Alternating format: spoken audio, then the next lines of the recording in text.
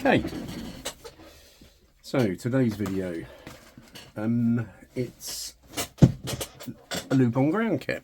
Let me switch soldering iron on. Go over top this time rather than underneath. Hopefully the video quality is better. I've got some lighting installed now, so hopefully that'll work. Now the loop on ground kit is quite a nice receive antenna to try to get over some of the issues that we have with noise, or you may just decide to use it as an antenna itself. So we sell the kit again. Very simple kit, this one. Case, wire, a ferrite toroid, a BNC connector. Yeah, and basically we're just going to run through putting this one together.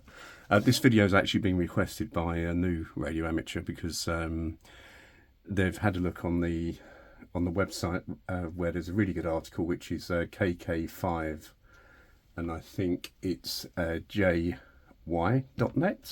So kilo 5 Juliet Yankee.net. And he just felt that, you know, that was a little bit too complicated for a starter. So let's just go through this. It's a relatively simple kit to build, and we'll talk about the ferrite and what this is actually going to achieve. Okay, so let me just usual kind of tools that you'll need. I've got a couple out here which are slightly different, and I'm going to have to reach over my new lighting soon to get at my my other tools. So let's just open the box. So the first thing you're going to need to do, and again, simple kit, there's two tricky elements to this. The first one, when I say tricky, I don't mean seriously tricky, I just mean that they're things that we need to do and make sure that we get right, is building the transformer and also getting the case built up. What I need to do is grab one of my pointers that I use. So this is the ferrite. It's a tiny little chap, as you can see. Tiny little thing, and that's a mixed 78 binocular ferrite. And we're going to need to build a transformer. Like with most of the kits that I sell, there's a transformer involved, and that's the impedance transformer to take the impedance of the loop down to something that matches the requirement of your transceiver. So we're going to assume that we're going to assume that we need 2 primary turns and 5 or 6 secondary turns. If it's 2 and 6, that gives us a 1 to 3, and we square 3, and I think it gives us the impedance of 9. I can't remember now very well. I remember that about 200, something like that, 200 ohms. Can't remember. I'll put the the correct numbers up in a paragraph when I put this video on the website. But yeah, so we're going to build a basic impedance transformer. The layout of what will happen here is we're going to put the BNC at one end, transformer in the middle, and where the wire will go at the sides. So let's start by unpacking this. So we've got that, and I can't remember the exact dimensions of these, but I just grabbed a step drill. Normally I'd use some other drills, but I think quite a few people have got step drills laying around, and from memory it might be 10 or 12 millimeters that we need to drill here. Okay, so I'm just going to quickly get the drilling done, because that's the messy bit, and then possibly tidy up. Let's see how it goes.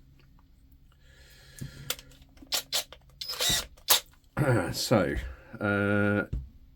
if you can see that, we're just going to put one hole there. Okay, to start off with. So I'm just going to put one. This is not normally how I do them, but it's a way, obviously, to get them onto the video. So that's our hole roughly in the middle there. And what I tend to do, if I'm going to just eyeball something, is make that drill. Don't drill this side and then drill that side. You go, ideally, just try to go straight through. So I'm just going to put the first hole in. I'm going to do this off air, because this is not, you can probably appreciate, I normally drill down, so it's quite difficult, but we're just going to drill a hole, and what I'm going to do is put that drill all the way through. So bear with me a sec.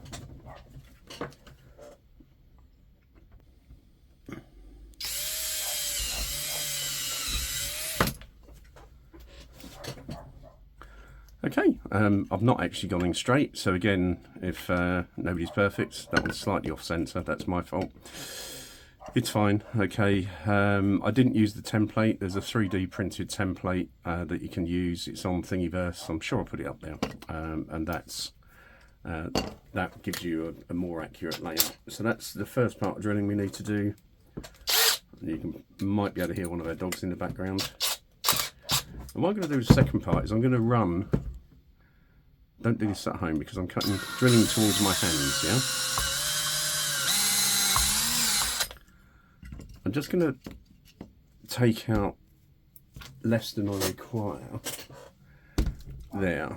I think that should be a little bit less, yeah, just to double check. So don't rush ahead and make as big a hole as you can, because it's then quite difficult to come up. So that's not quite there, and this is going to need the next step on the step drill, which is I think roughly 10 millimeters. So let me just do that.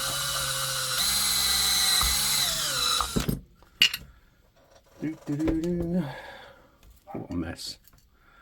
So joys of making antennas and drilling boxes is all this mess. Okay, so we're roughly there.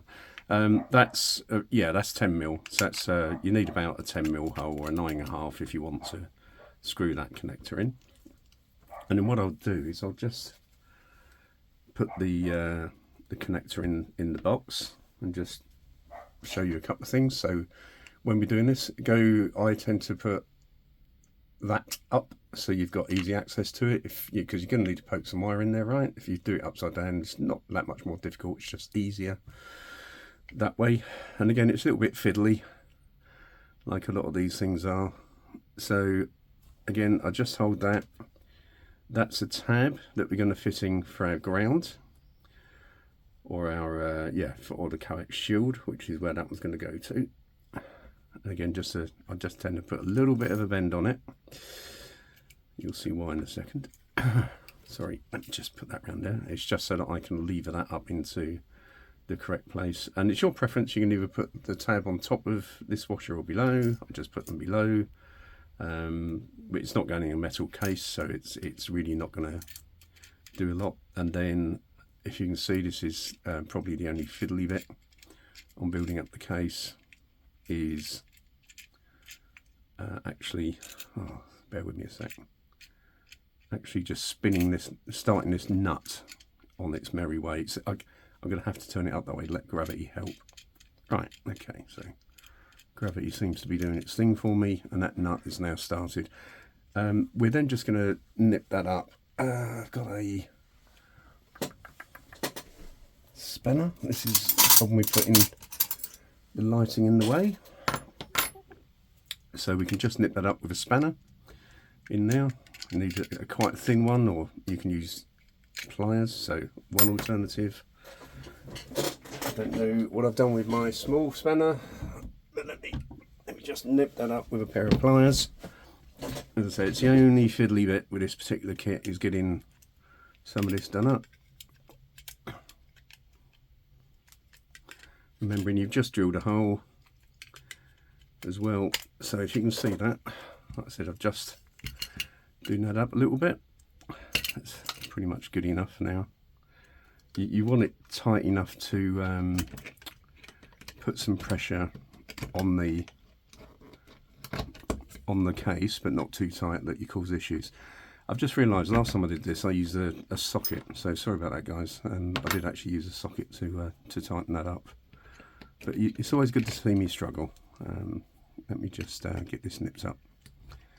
Again, I'm going to try to do this in one hit, warts and all, so that you can see roughly how long this will take to build. It's quite a quick build. Right, okay.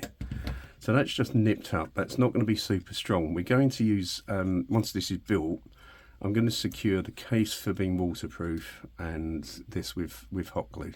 Okay, so you can still see I've got access to the solder part there. It's not perfectly upright. I could turn it back. I'll give it a bit of welly. There we go. So we got that back upright, and that is our ground. So that part there is probably what we've just done is the second hardest part in that kit. But now we've got the top part where we can put the screws through. Sorry, I need another. No, I need another two of these. Yeah, so we've got those ready, and these are all M3 stainless steel parts. So then we just need to wind the toroid. Now let's talk about winding toroids. We'll get the wire, and what I'm going to do, we're going to do 2 turns primary on this side. This side is how I'm going to build it, and we then need to do some more turns, which I think we're going to go for 6 turns. Okay, 5 turns. Let me do 5 turns. I'm just going to tidy this wire up. You do get more than enough. So what I'm going to do is just cut that little bit off, and if I just feed this through and show you there. Okay, that is one turn through that way. Okay, so let me just zoom in a little bit. So if we can see that, we've gone in one hole and out the other on the toroid. So we end up with 1 turn through the ferrite, and we want to make 2 turns. Now I've just cut a little bit of wire off, and let me just actually, whilst we're zooming in, we'll just show you the bottom of that case as well, where that is now screwed in. What I can now do is use this, particularly on this kit. You then got an idea as to how much you need. So we're roughly going to need just under twice that length. That length is, if I measure it here, about 7 centimeters. So from our wire, which you've got about 2 meters, I'm going to take about 14 centimeters off of here, which is too much, but I've just measured that on my ruler. I'm going to take that off like so. Whoops. And that should be more than ample for 2 turns. Okay, so this is going to be 1 turn in, like so. So that's 1 there. I'm just going to apply a bit of pressure on the back so I don't push it all out, and then we're just going to go back through that hole. So we now have 1.5, and if we pull both ends of the wire, some ferrite magic will happen, and then we're going to go back through the hole again. So we now have 2 turns through that ferrite. Just trying to get this to so you can see in this particular direction.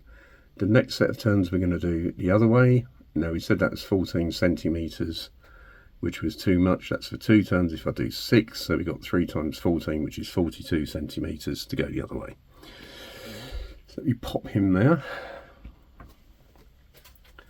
I'll just quickly measure out of my, and if you're wondering, by the way, with this wire, when it's rolled out, if you just grab hold of it tight and pull it like so, because it's quite thin, this one's only 0.5 mm wire, you'll remove any of the curves in it that we've had in there whilst we were packing these kits up. Let me go back again. Right, let me just measure this off camera.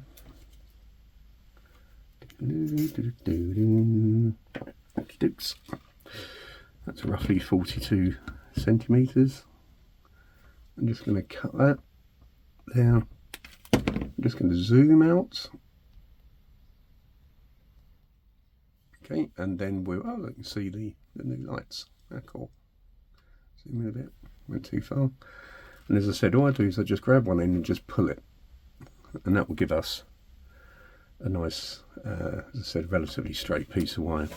So hopefully this is going to focus okay. Let me just move that chat. We do not want to go the same way. Okay, we're actually going to go the opposite way. So we're going to want to have a piece of wire protruding there. Well, we're going to end up with 2. Okay, so we've got 2 on that side, and we're going to end up with 2 on that side. And you want the wires to be as long or longer than the case. Okay, so I've got that much. That's more than enough. And that much happens to be about 5.5 centimeters sticking out of this end, and about 3 sticking out the other. Now you can just eyeball it using the case. You just get those chaps out of the way a little bit whilst we're winding this.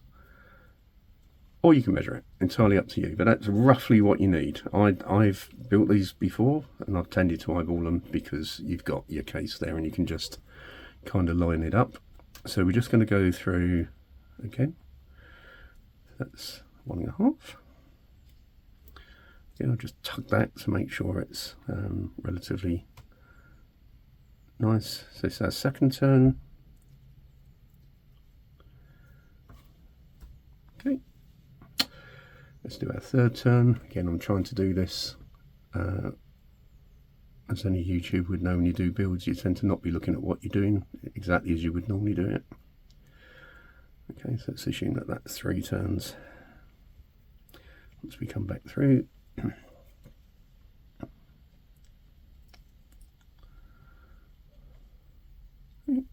3 turns. Just give that a tug.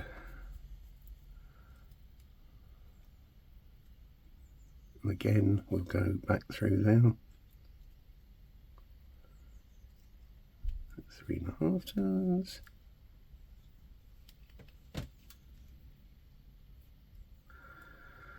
Okay, so that's 4 turns.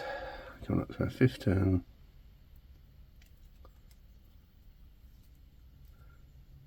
5th turn, like I say, it needs to be just 5 or 6. 5th turn. So my dogs are about 20 metres away and barking, so if you can hear them again, apology. Okay, I do. Lost count now. 1 more turn.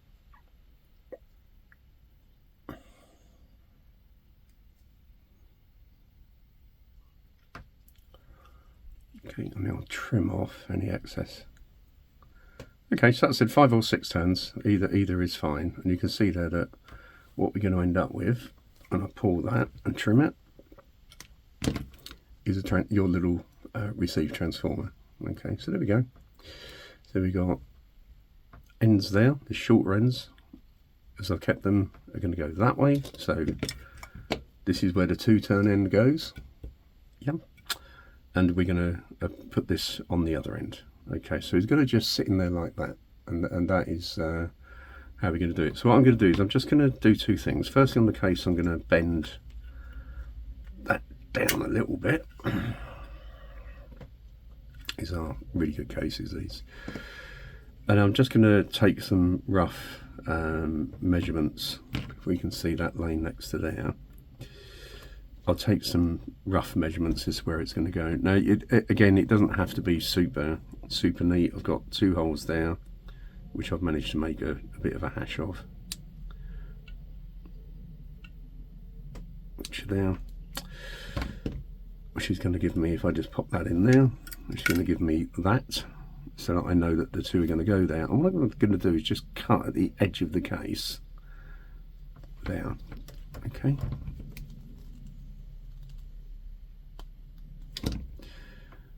And then we will solder, if you can see that, that will be, sorry, my apologies, that is going to get soldered in there and on there, and these are going to have 2 pads soldered on there to put on the sides. So, stripping solder, or stripping enamel off of here. Right, lots of ways of doing it. My favourite way at the moment, until I can find, I know there's actually tools that you can do this, is I tend to just run the sharp knife along the enamel to start off with, and what that does is it means as soon as you put your soldering iron on there, you've already got most of that enamel stripped off. Okay.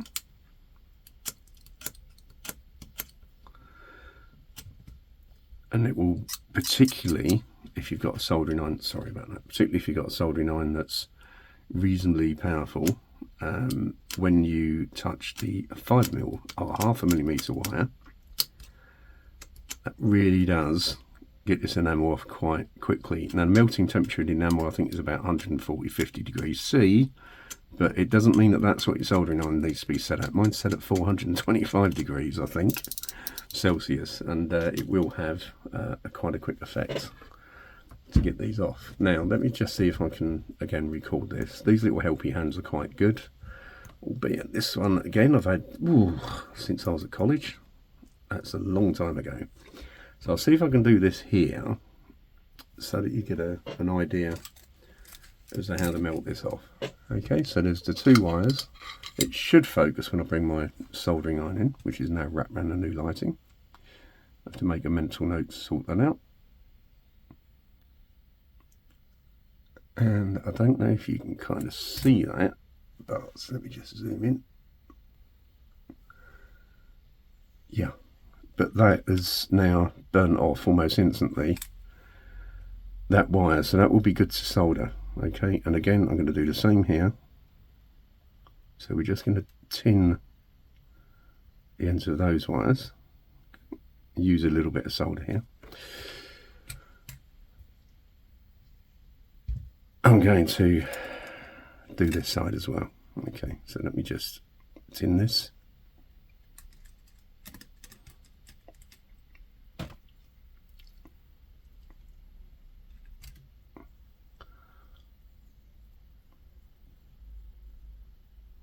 Like I said, it does melt super quick when you've got a slightly bigger soldering iron. And to be honest, when you're putting PL2 259s on, or you're soldering into SO 239s, it is really good to get the heat where you need it quite quickly. Okay, that's the transformer built and tinned. I'll just show you that little bit of handiwork there. You can clean that up a little bit, but pretty much, I don't know if you can see that okay, that is now tinned. And what we're going to do on this end is we're now going to attach, I'll just part those. If you're going to play around with radio am stuff, it's always worth kits and things. It is genuinely worth getting kind of like a minimum number of tools for you to use. Okay, so again, if you can see that, let me just try to zoom in on that a little bit. Sorry about this, I'm not the best camera person in the world. We're just going to again quickly solder that, trying to do this blind to a degree. So put the heat where you want it, which in my case is just there, and then just press the solder into your heat. Okay, and we're done. That's that one done. Let's just give it a second to cool down. Okay, and we'll do the next one. So again, I will, excuse me, fat fingers. Or is it arthritis, one or the other? I will now do the other one as well. So we're just going to position, let me just move that a little bit so you can see it. We just positioned that in place, and again, that's good enough. Okay, you can, it's just sticking up a fraction, I can sort that out, but it's good enough. It's going to be over on one side, and it's going to really not have any issues. Okay, so that's pretty much the main part of the build done. So we've now got a little rabbit ears there, and a transformer and the other end of the unit. And what I tend to find now is the easiest thing to do when you're building these: take your screw, put the screw first through the hoops, those little rabbity bits. I'll probably drop this now, I said this is the easy way to do it, and push them through the holes that you've drilled. Those holes, by the way, are 3.3 mil. They're roughly 3.3 mil. Okay, yeah, I told you I'd do something silly now. Sorry, I'm just pushing those. Just going to push the second one through. Odd trying to do this blind. Again, please appreciate it, I'm looking at this from a different direction. Okay, and so that it doesn't fall back in like that, stick a nut on the end.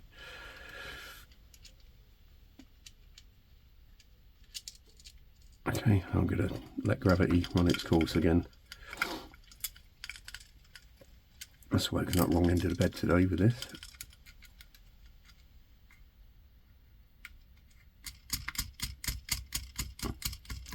There's one roughly there. Let's turn it around. Okay, push the other one through, is what I was talking about. So we got the second one through. Again, we'll go for gravity assist.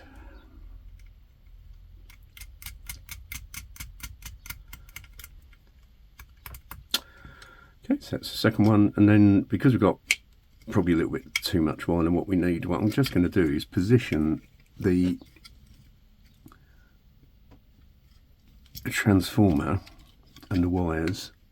I'll just get back to you in a second when I've done this, just where I want them to be. Okay, so hopefully you can see that I've just pushed down on the wire, so the wire drops slightly vertically and across. And then what we're going to do next is we're going to solder the center pin, which is this one. Okay, let me just get that out of the way. We're going to solder the center pin. I've done exactly the same as what I did in the last video. I'm struggling here because I haven't put my reading glasses on. Anyway, so that's that one in. I'll just get some solder on that. Okay, you can check these to make sure you've soldered it okay by giving it a tug. And what I'm going to do is also now do this guy up here. Let me just bend that down. If you use anything flat on these to bend them, I'm just going to give that a quick bend. Bear with me a sec.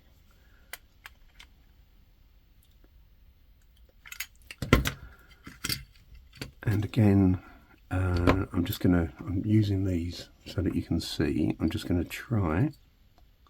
Don't have to do this, but you can do. Just try to get the end of that through the hole. Right, reading glasses, age related. Oh, that's better. Age related issues again. Right, I'm going to use my normal tool. Okay. So we are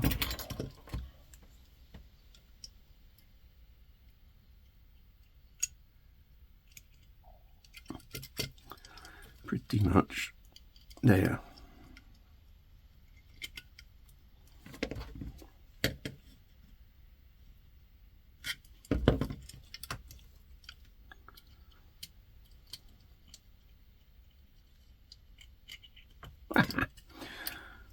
Right, so just put a little hook on that.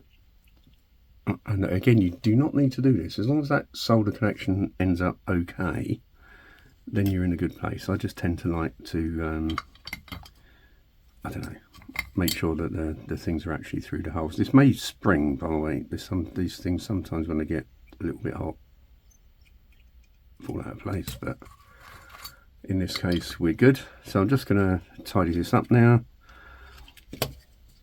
so that it doesn't look as quite as untidy as it is at the moment. Like I said, it again, all honesty here, it's not like building one of the more expensive or larger transmitting applications. You're not going to be transmitting with this. As long as the wires are not screwed up, that's 2 windings, and that's 5 to 6 windings, you're in a good place. Now doing these up, I've got some Allen keys, which are an assortment of Allen keys, which are always useful. Not that one. Always the first and easiest to get out of the box though. And I also have, again, because we build a lot of these kits and antennas, a 5.5mm spanner. And again, you get little kits from Amazon and places like that. They're quite good to have, the spanners. And then all we need to do, several ways of doing this. If you've got the correct Allen key and the correct spanner, you can obviously just put that one through and tidy this up. Let me just, sorry guys, I just switched on the glue gun. All that warm up. Okay, so that one's tight. The other way to do it is you could hold that with a screwdriver, with a pair of pliers, and do that up with a pair of pliers if you haven't got the correct tools. Okay, I just happen to have laying around a set of Allen keys.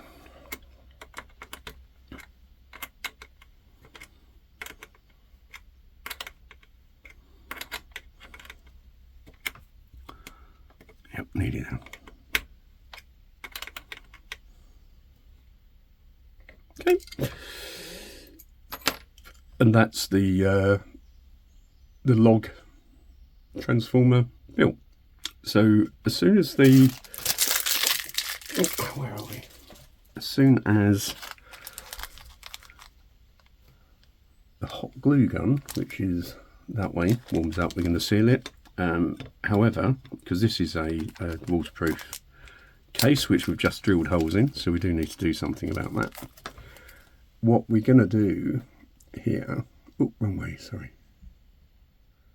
Let me go out again because it'll be easy to show you. We're going to run a gasket around the edge of the lid. Okay, so the gaskets, yeah, that's fine. I've got that about halfway. And the way that I find to do it is you just start pushing it in once you've got the gasket in.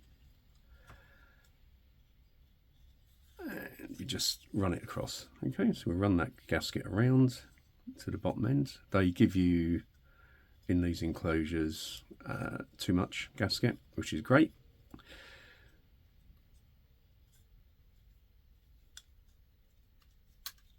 Okay, we can see there we've got way too much. So the first thing I'm going to do is to cut one of these gaskets, one of the ends, sorry, not the gasket, but one of the ends.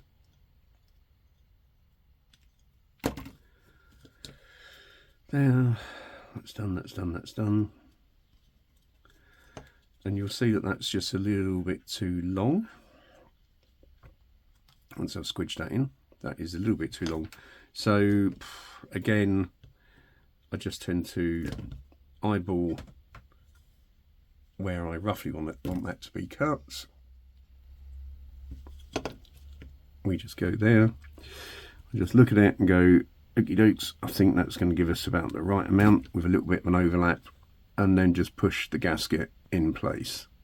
Now, a thing with these cases, this applies to any of the products we sell that use the grey plastic cases. If you undo the case for whatever reason and you put it back together again, you've already compressed the gasket. So if you do it for a second time, when you take this out, you'll see that it's been compressed, and when you put it back together, and quite often it falls out of the joints, but when you then put it back on, then you tend to find it's kind of a lot less waterproof than what it was. So just bear that in mind. I've had a couple of the antennas that I build where people have said, yeah, great, I took it apart, it looks fantastic, and particularly in one occasion then come back and say it's full of water because the seal wasn't seating properly. Okay, and you've got these 4 screws you need to put in, and once I've sealed the inside, we then just push that on and do it up. Okay, and then at that point, jobs are good. So I'll just zoom in for you again there, so you can see that end is soldered, that end's soldered, ready to have antenna wire put on there. I'm going to apply some hot glue there, and quite a bit of hot glue down the end to almost fill up the end. That will give us some reassurance, that a lot of reassurance actually, that you're not going to get that full of water. Okay, what I'm going to do just before I forget is put the other 2 tags on there, because this one's going to be set up in my QTH and used.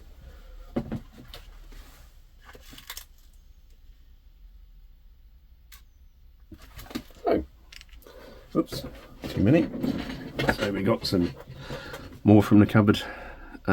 These just, you know, they literally just pop on the outside and you can solder antenna wire to it. For a loop on ground antenna wire, the ultralight wire is fine. I think the only thing you've got to consider is people potentially walking on it.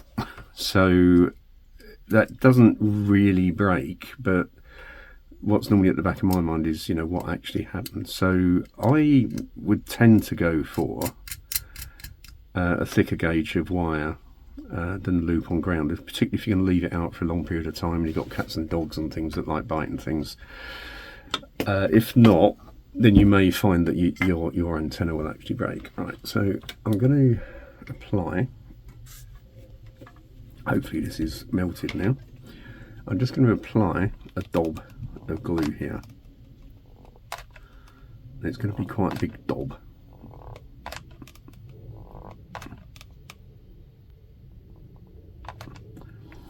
Okay, and I'm going to sit that at an angle so it doesn't pour out the case, which is probably the only other thing I need to mention, is that when you use the glue gun, you want that at an angle so that it forms a level across there. Now it does take a little while to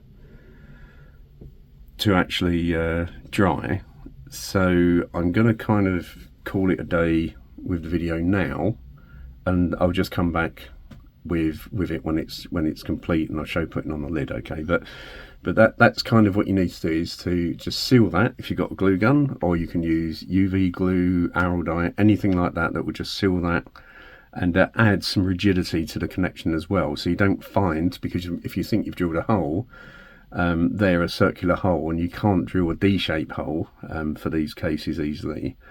That actually stops it from moving. Okay, so it's for two purposes. One is to waterproof and the other one to stop it from moving. Okay, so this is going to take a few minutes to dry. So what we're going to do is we will come back to this. Let's put the old trusty solder over there. Another kit in the way, and some wire from the other video, and I'll be back in a sec. Okay. Okay, so that's that little part's done. So you can see this goes a little bit more opaque after a while, but you can see that is now secure there, and these are also secure, and your transformer is not going to move. It's not, I've not glued it at all. It will still move a little bit, but it's pretty secure. Secure enough anyway. If you're worried about it, glue that down as well. Put a dab of glue on it. One thing I forgot to say, you can use silicone to do these as well. Some people are going to say you can't use silicone on the electrics. You can use silicone on the electrics. What you need is one that doesn't have, I don't think it'll be a big problem even if you did use it, like bathroom silicone, because that's actually got acid in it. The lemon smell you get from it is the acid in the silicone itself. But I've used a very nice silicone product which is kind of designed for plastics and then has no acid in it. You can get that, I think, from the something like the plastic shop, or simply plastics, I think they're called. If you want to buy some of that, it's relatively cheap compared to the really expensive electronic stuff, and it's exactly the same, so you could always do that. So like I said, as long as you just make sure that that's relatively waterproof, you haven't glued over the ridges, then it's just a case of popping the lid on.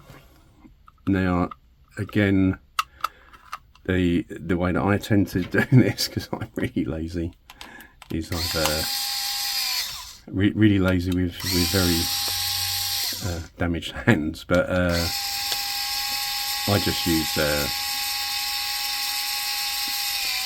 kind of a trusty IKEA screwdriver.